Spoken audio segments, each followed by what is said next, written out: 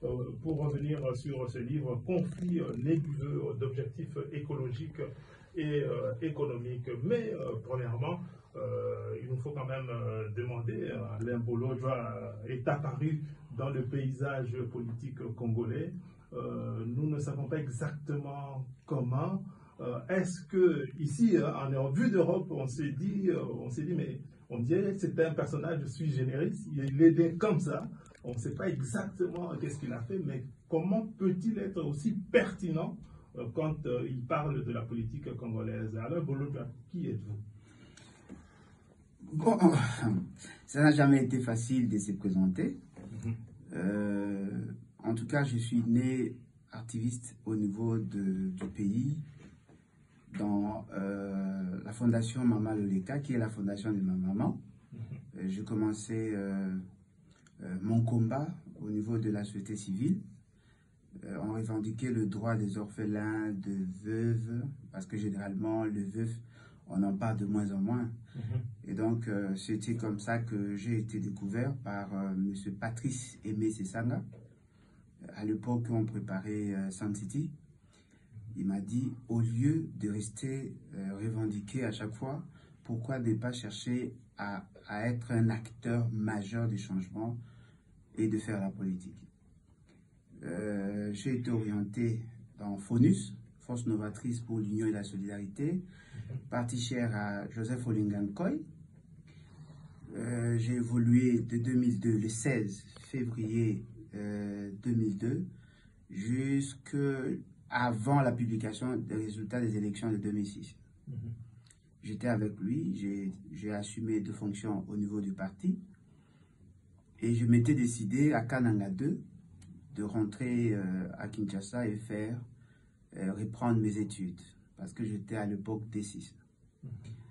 Je me suis inscrit à l'Université pédagogique nationale, où je puis obtenir mon diplôme en économie, option économie rurale.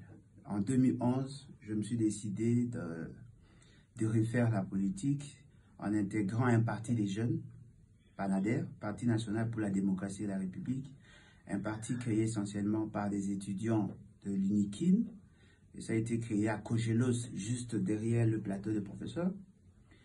Et après, ce parti a adhéré dans la majorité présidentielle à l'époque.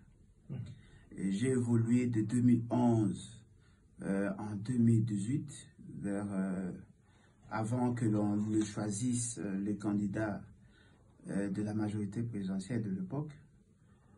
Et je m'étais décidé de ne plus continuer parce que j'avais suivi, n'est-ce pas, le message adressé par la résistance à l'époque, où on nous parlait de l'occupation, la stratégie boutiquée par les ennemis de la République. Et déjà, vers 2017, je commençais déjà à en parler. Je faisais des citations de personnalités que je suivais à distance et je mettais en évidence cette réalité. Ça fait que l'environnement devenait de plus en plus pollué et je m'étais décidé de quitter le parti justement pour quitter, parce que je n'étais pas directement lié à cette majorité. C'était justement par le fait que j'étais membre de PANADER que ça faisait de moi ça faisait de moi membre en fait. Est-ce que en vous écoutant et en voyant votre profil, votre personnage, est-ce que Alain Bolojua, dans une organisation qui n'est pas la sienne, n'est pas une difficulté en soi, vu souvent les positions fortes que vous prenez et qui peuvent déranger? Est-ce que vous êtes compatible avec un public, ou plutôt avec un grand public à l'intérieur d'un parti politique, par exemple, dans un mouvement où la discipline du parti est nécessaire? Bon, peut-être que je pourrais vous surprendre. Je suis trop accro au texte, voyez-vous. Avant d'adhérer dans PANADER, ce qui m'avait plus attiré, c'était le texte, les statuts, les règlements intérieurs, le projet de société. Mais quand on évoluait avec les autres, j'étais effectivement taxé d'extrémiste, de trop cartésien.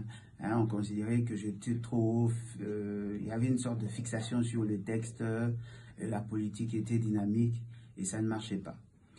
Heureusement pour nous, ou fort malheureusement pour le parti, au regard de mes positions, le parti a été effectivement sanctionné à plusieurs niveaux parce qu'on considérait que j'étais trop proche de l'opposition tout en étant membre de cette majorité. Ce qui est vrai, j'aime la liberté. J'aime la liberté, je n'aime pas être dans un carcan où on nous dit, voilà, il faut danser à gauche. Sincèrement, depuis mon jeune âge, je n'ai jamais supporté ça. Mais quand même, je me force à être flexible lorsque j'adhère dans un parti, parce que je sais que lorsque vous adhérez dans un parti, vous cédez une partie de votre liberté. Donc voilà, je me considère comme un révolutionnaire. Je n'aime pas les statu quo. Alors, Alain Bolo, tu n'aimes pas les statu quo. Vous avez, comment dirais-je, vous avez étudié l'économie rurale.